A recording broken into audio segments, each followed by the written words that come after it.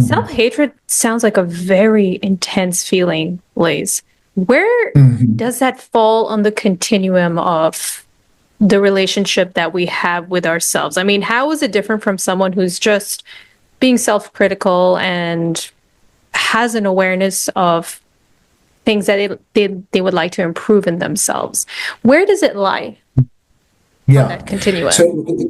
So, again, you're so wonderfully prepared because these are such critical questions, and I mean, most of us have the experience of having done something that we weren't maybe that happy about, or maybe something didn't turn out that well, and maybe we're a little bit self-critical.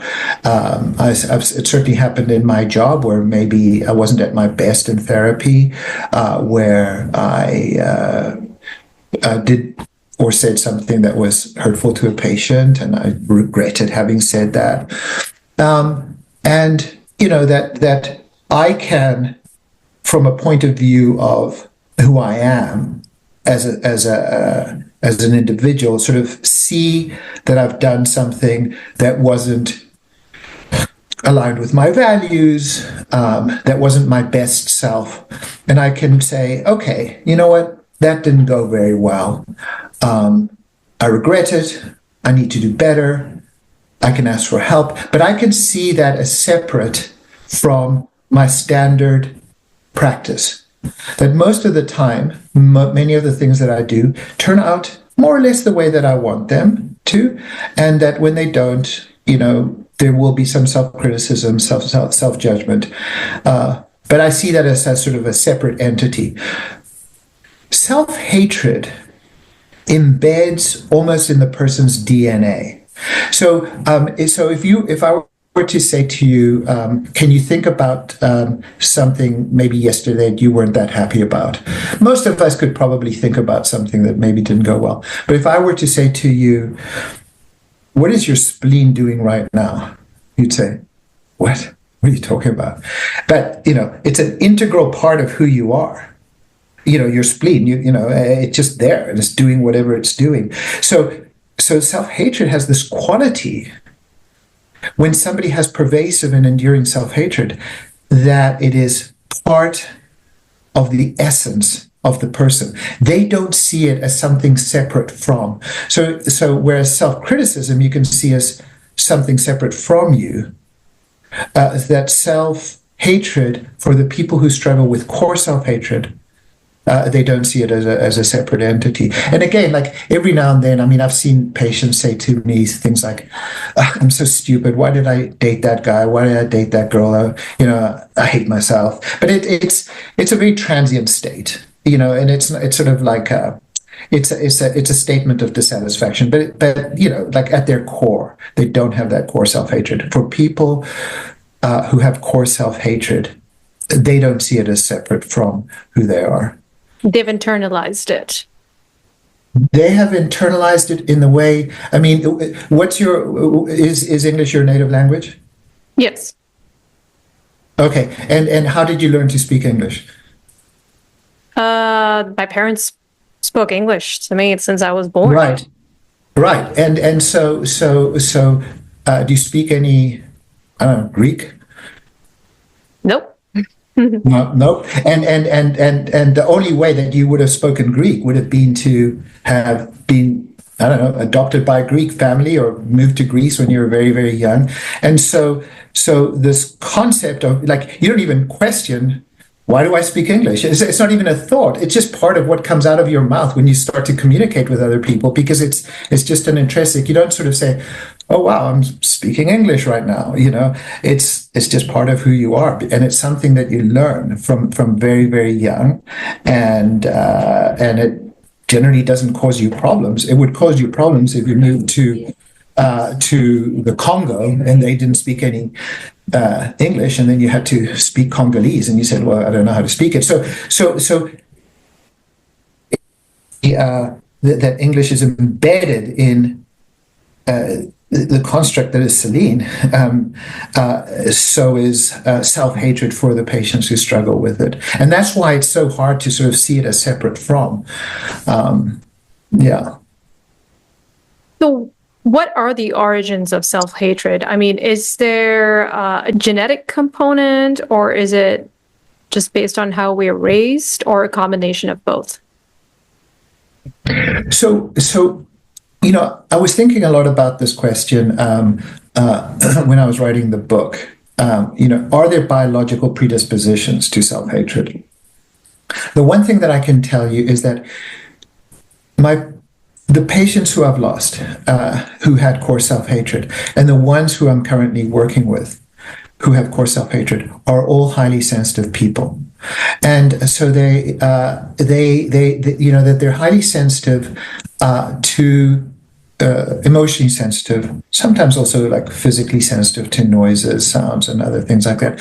So they've got a highly sensitive nervous system. Now, the vast majority of highly sensitive people do fine with their life. I'm a very sensitive person. Many of my colleagues who are therapists are highly sensitive people. A lot of people who I meet in the arts are highly sensitive people, and that's fine. But for highly sensitive people, when they have early insults, and by insults I mean anything that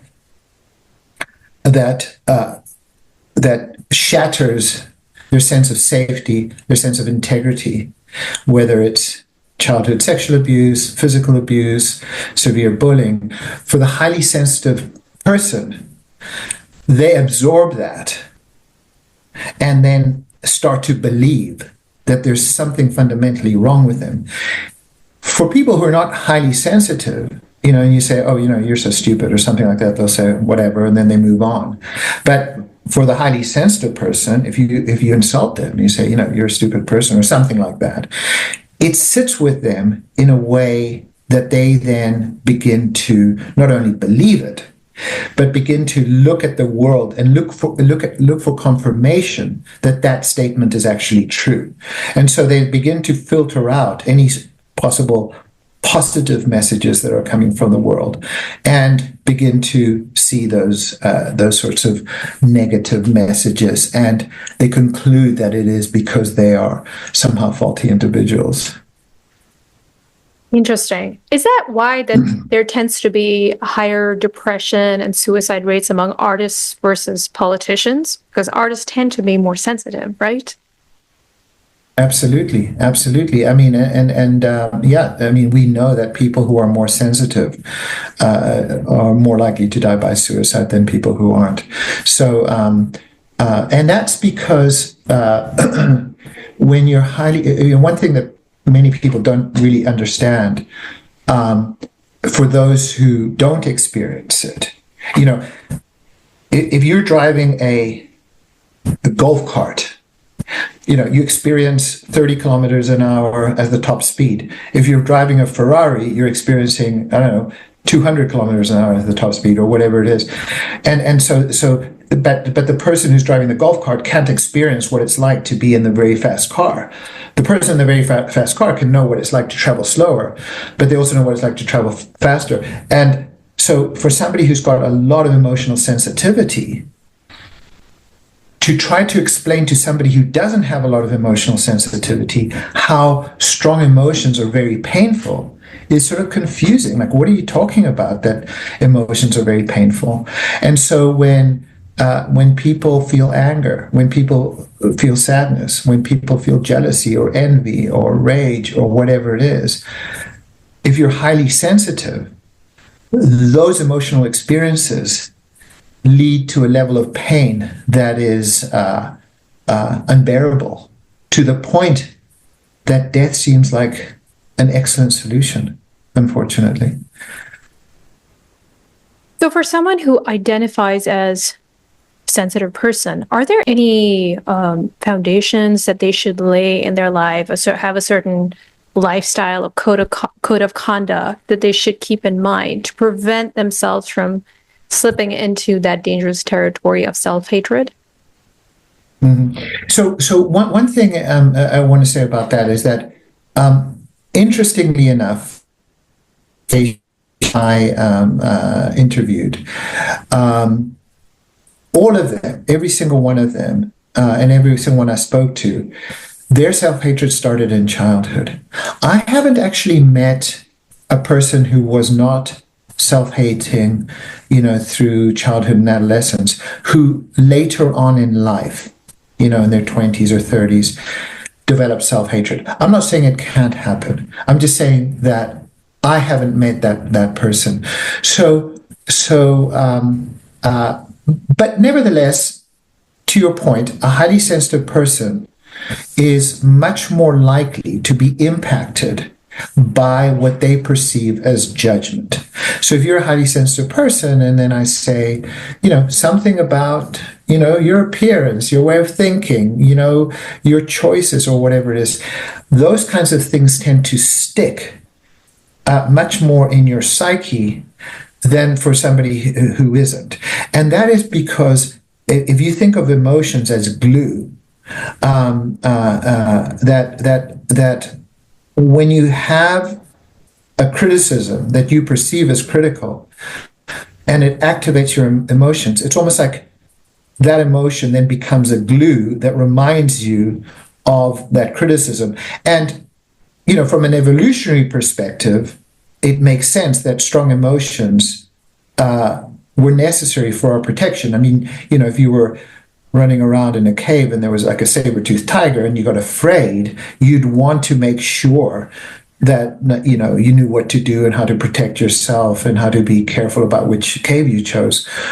But for highly sensitive people, even though there's no more saber-toothed tigers, that system persists. And it can be really beneficial. I mean, it creates great art. It creates great music, great poetry. But on the flip side of it is that that highly emotionally arousing situations can cause that kind of pain. And so your question is, can a highly sensitive person protect themselves against that impact? And I think one of the things that we do in our work is we identify situations with people that are more likely to cause